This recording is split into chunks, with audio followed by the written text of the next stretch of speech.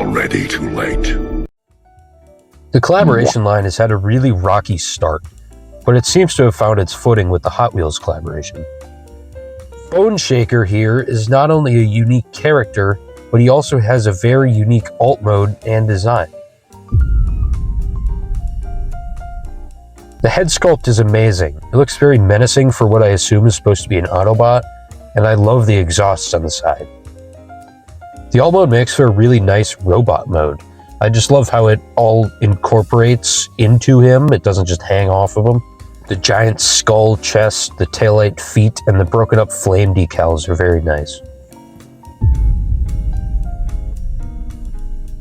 The shoulders, however, are mounted low so that the wheels can sit on top at a natural angle.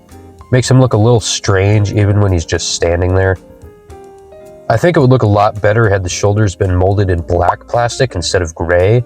That way they'd kind of mesh better together and you wouldn't really be able to tell where the shoulders are. The feet are also a little strange just because of how the transformation works.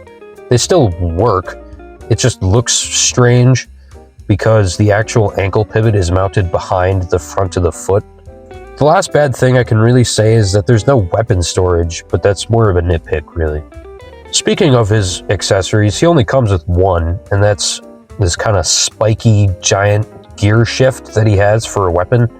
It works as a club, and it's got an Autobot symbol with crossbows on the top, crossbones on the top. It looks pretty cool. Overall, the robot is really good. It looks great. The articulation is average for a modern figure, even though it is missing a wrist swivel, but the extra articulation on the head makes up for it. Transformation is a lot smoother than I thought it would be when I first saw the renders for this guy. It's intricate, but to a satisfying point. There's a lot of interesting flips and folds it does, and the alt mode is just perfect.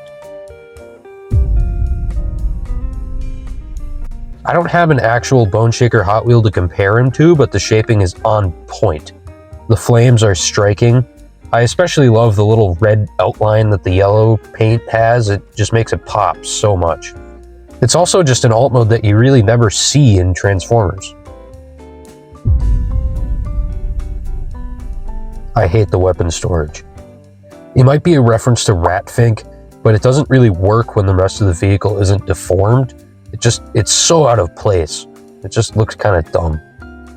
And while this could be considered a nitpick, I wish the interior was a little more detailed.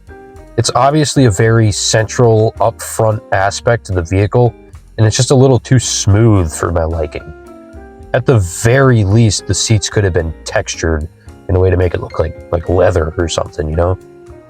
But overall, it's a very nice figure for $30, and I'm very excited to see where this line goes in the future.